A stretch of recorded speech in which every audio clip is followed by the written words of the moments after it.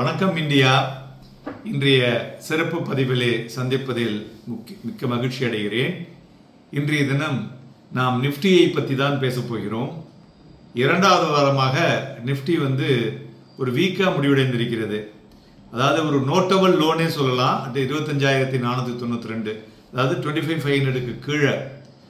அதாவது போன மாதம் பார்த்தோம்னா 29/10/2025 அன்னைக்கு நிஃப்டி 26,069.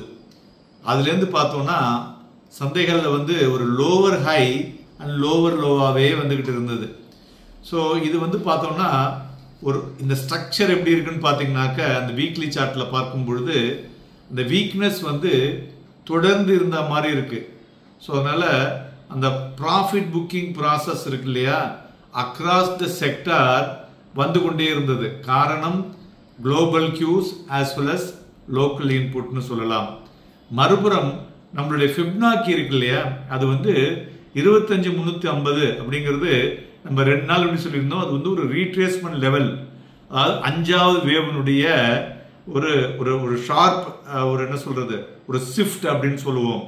ஸோ அது இது எதை குறிக்கிறது அப்படின்னு பார்த்தீங்கன்னா, ஸோ இந்த லெவல்லேருந்து டேர்ன் ஆகிருக்கிறதுனால ஒரு இம்பல்சிவ் ரேலி அது வரக்கூடிய வாய்ப்புகள் அதிகமாக இருக்கும்.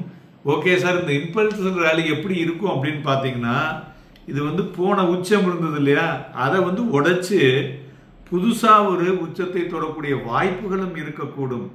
இது ஒரே நாள் ஆகுமா 2 நாள் ஆகுமானா தெரியாது. பட் வரக்கூடிய நாட்களில் இது நடக்கக்கூடிய வாய்ப்புகள் மிகவும் பிரகாசமாக இருக்கிறது.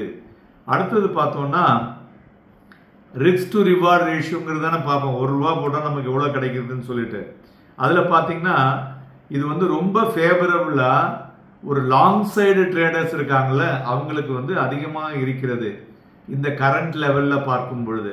ஸோ அப்படின்னா என்ன அர்த்தம், வாங்கி விற்பதற்கு ஏதுவாக இருக்கக்கூடும்.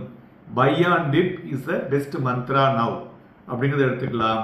மேலும் இந்த டியூஸ்டே எக்ஸ்பைரியை வைத்து வரக்கூடிய டியூஸ்டே எக்ஸ்பைரியை வைத்து பார்க்கும் பொழுது மார்க்கெட்ல முதல்ல இந்த 25,600 ஒரு ஸ்ட்ராங் சப்போர்ட் சொன்னோம் இல்லையா. Now that become as the resistance ஆயிருக்கு இல்லையா. அந்த 25,500ல மேக்சிமம் பெயின் இருக்கக்கூடும். அதை தாண்டிடுத்துனா market will have a different triangle அப்படின்னு எடுத்துக்கலாம்.